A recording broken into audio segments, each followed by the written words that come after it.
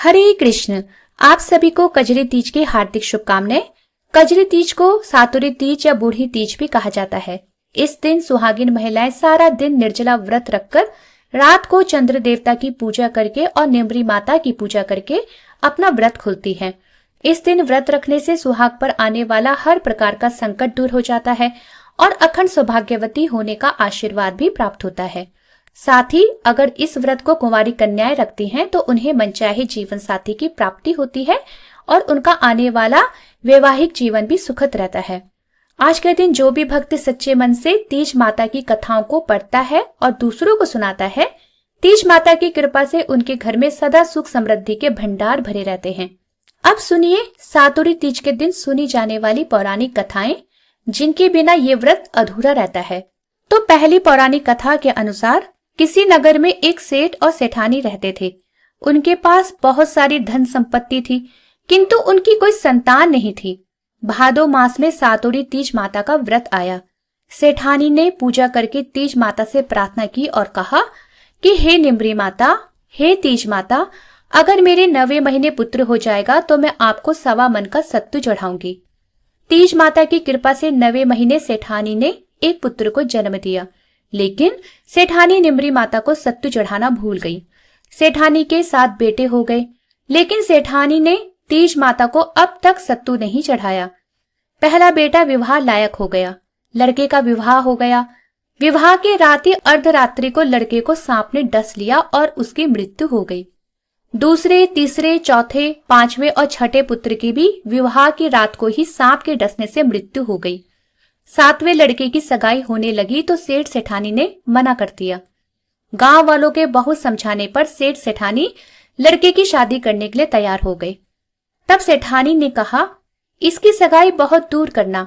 सेठ जी सगाई करने के लिए घर से चले और चलते चलते बहुत दूर एक गांव में आ गए। वहां कुछ लड़कियां खेल खेल रही थी और मिट्टी के घर बना रही थी। सब ने अपने अपने घर तोड़ दिए, लेकिन एक लड़की ने कहा, मैं तो अपना घर नहीं तोड़ूंगी। सेठ वहां खड़े खड़े ये सब देख रहा था।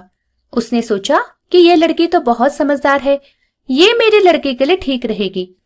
लड़की खेलकर जब अपने घर जाने लगी तो सेठ भी उसके पीछे पीछे उसके घर चले गया। लड़की के माता पिता से मिलकर उसने अपने लड़की की सगाई उसके साथ कर दी और विवाह का मुहूर्त भी निकाल लिया और घर आकर वह अपने लड़के के विवाह की तैयारी करने लगा। सेठ परिवार और गांव वालों के साथ बारात लेकर गया और 7वें बेटे का विवाह भी संपन्न हो गया। बारात विदा हुई, लेकिन लंबा रास्ता होने के कारण मां ने लड़की से कहा, रास्ते में तीज माता का व्रत आएगा, ये सत्तू और सींग डाल रही हूँ। रास्ते में निम्री माता की विधि पूर्वक पूजा करके कल्पना ससुर जी को दे देना। धूमधाम से बारात चली। रास्ते में तीज का दिन आया। ससुर जी ने बहू को खाने के लिए कहा तो बहू ने कहा, पिताजी आज तो मेरा कजली सातुरी तीज का व्रत है। आगे चलने पर रास्ते में बहू ने पालकी रुकवाई और कहा, मुझे तीज माता की पूजा करनी है। तब ससुर जी ने निम्री का पेड़ देखकर पालकी रुकवा दी और कहा, बहू पूजा कर लो। तो बहू ने कहा, निम्री की डाली ला दो। तो ससुर जी बोले, सभी बहुओं ने तो निम्री की पूजा की है। लेकिन बहू नहीं मानी, बोली, मैं तो डाली की ही पूजा करूंगी।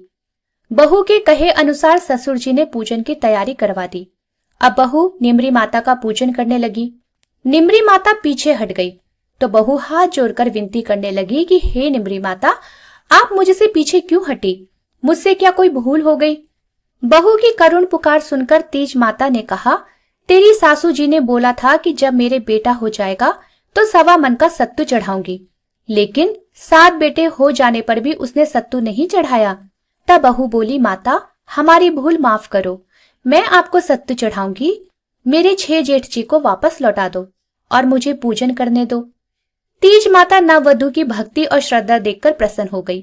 फिर बहू ने निम्री माता का पूजन करके चंद्रमा को अर्घ्य दिया। उसके पति ने सत्तू पासा और ससुर जी को कल्पना दे दिया। बारात घर पहुंची। बहू के घर में प्रवेश करते ही उसके 6 जेठ प्रकट हो गए। सासू जी ने धूमधाम से सबका गृह प्रवेश किया। अब सासू जी मारे खुशी के बहू के पांव पकड़ने लगी। तब बहू ने कहा, सासू जी आप ये क्या कर रही हैं? आपने जो तीज माता के सत्तू बोला था उसको याद करो। सासू जी को याद आ गया। अगले साल भादो महीने में कजली तीज का व्रत आया। सवा मन का सत्तू बनाकर निम्री माता को चढ़ाया।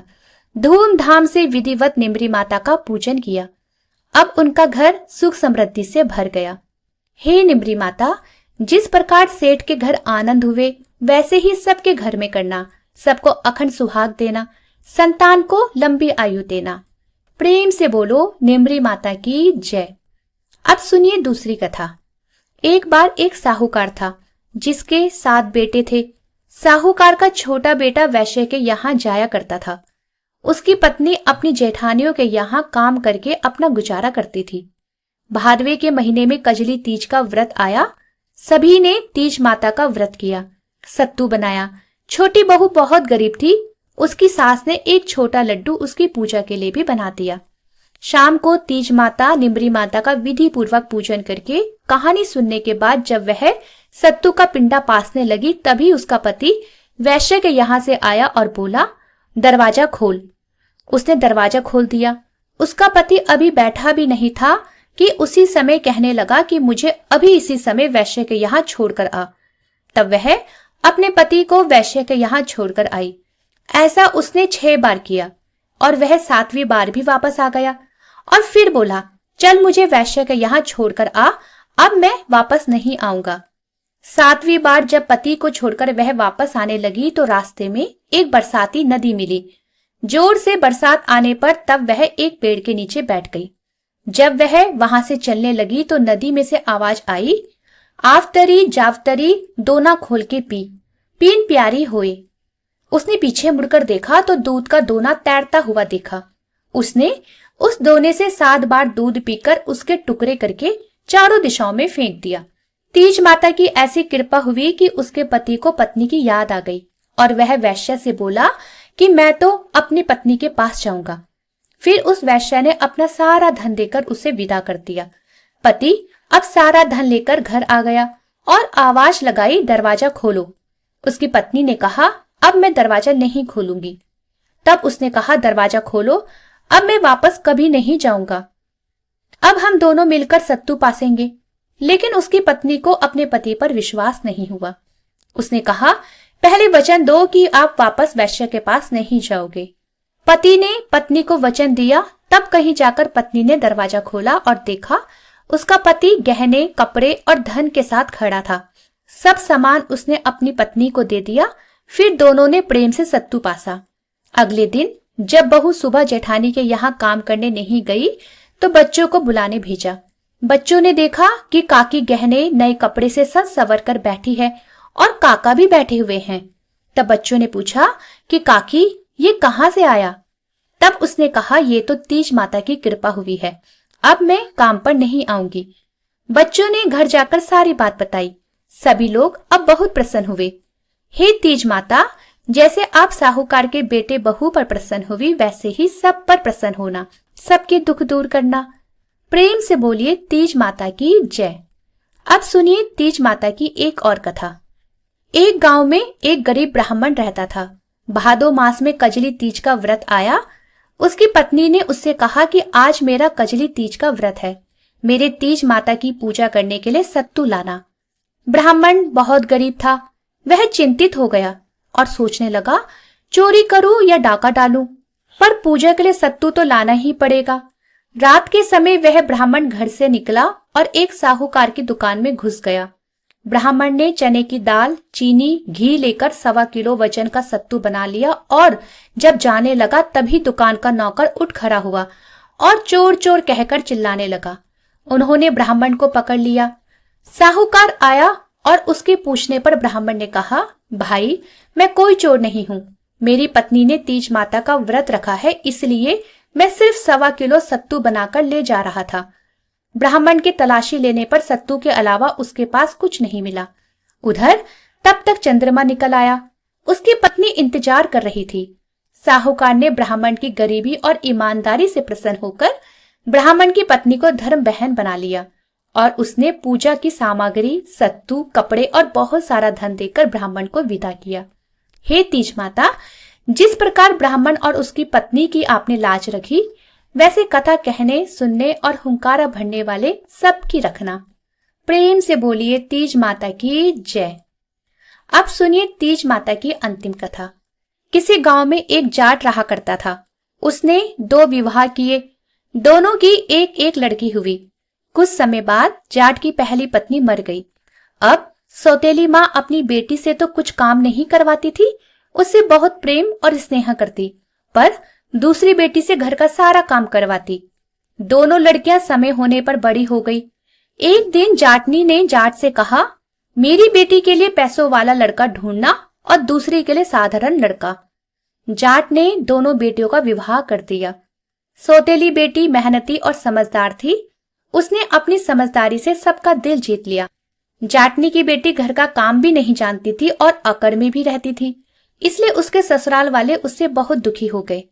कुछ समय बाद जाट दोनों को लेने उनके ससुराल गया। पहली लड़की के ससुराल वालों ने तो उसकी खूब बढ़ाई की, परंतु दूसरी वाली के ससुराल वालों ने उससे बहुत शिकायतें की और कहा, अपनी बेटी को ले जाओ। जाट दोनों को लेकर अपने घर आ गया और सारी बातें जाटनी को बता दी। जाटनी घर का सारा काम अपनी लड़की से करवाने लगी। कुछ समय बाद भादो मास में सातुड़ी तीज का व्रत पड़ा। दोनों बहनें पूजा करने गई तो पहली लड़की ने कहा, हे निम्री माता, हे माता, तू मीठी है, जैसे मुझे भी मीठी रखना। दूसरी ने कहा, तू तो कड़वी है। माँ ने सुना तो तुरंत समझ गई और लड़की को वापस पूजा करने के लिए भेजा। तब लड़की ने निम्री माता का पूजन करके कहा, हे निम्री माता, जैसे आप मीठी हैं वैसे ही मुझे भी रखना। अब की बार निम्री माता प्रसन्न हो गई और जब वह लड़की ससुराल गई तो ससुराल वाले उससे प्रसन्न रहने लगे। इसलिए निम्री माता की पूजा करके कड़वी ना कहकर मीठी कहना चाहिए और प्रेम से बोलना चाहिए, निम्री माता की जय। ये थी कजरी तीज के दिन सुनी जाने वाली कथाएं।